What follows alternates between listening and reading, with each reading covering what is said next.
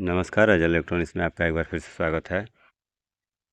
CRT television में EST जो use होता है वो एक ट्रांसफार्मर ही है। स्टेबलाइज़र में आपने देखा होगा कि स्टेप अप और स्टेप डाउन दोनों का वर्किंग होता है। उसी तरह से ईएसटी में भी स्टेप अप और स्टेप डाउन का इस्तेमाल होता है। जिस तरह से वो वर्क करता है थोड़ा सा ये अलग है। ये हाई वोल्टेज जनरेट करता है और ख़राब होने का पता हमें कैसे चलता है उसके बारे में मैं आपको बताऊंगा। और लेकिन उससे पहले आप देखें कि इसमें जितने भी अभी तक ईएसटी मैंने देखे हैं उसमें 10 पिन होते हैं।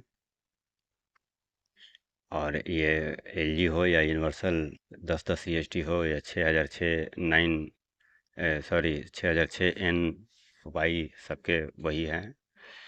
और यहाँ एक ईएसटी है जो कि सैमसंग का है। तो ईएसटी से हम कौन कौन से सप्लाई आउटपुट होते हैं उसके बारे में थोड़ी सी बात करेंगे। तो यहाँ देखिए ईएसटी जो हमारी आउटपुट वोल्टेज निकालती है तो फ्लाईबैक सर्किट के लिए यहाँ यहाँ देखिए सीआरटी के लिए फिलामेंट वोल्टेज भी आउटपुट करती है और प्लस 200 वोल्ट यहाँ जो आईसी लगी हुई है उसके लिए भी ईएसटी ही सप्लाई जनरेट करती है। या अगर ट्रांजिस्टर वाला वीडियो आउटपुट है तो उसके लिए भी मतलब 180 या 200 प्लस सप्लाई।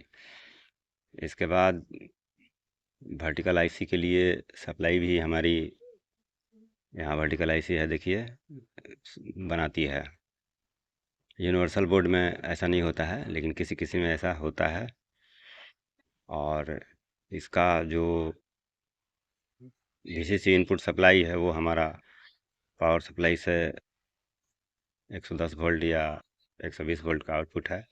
यहाँ देखिए यहाँ हीटर का वोल्टेज एसी निकलता है जो कि ईएसटी आउट करता है plus 300 volt sorry plus 3 volt या 3.3 या 4 वोल्ट के आसपास ऑल टीवी में निकलता है। तो इतने सारे वर्क हैं हमारे ईएसटी के। और इसमें जो हाई वोल्टेज बूस्टिंग होता है वो हमारे यहाँ देखिए ये ट्रांजिस्टर जो लगा हुआ है 1499 या किसी किसी में 1803 लगा रहता है इस तरह का। तो ये हमारा बूस्टिंग का काम करता है जो कि सिग्नल मिलने के बाद ही ये ऑन होता है।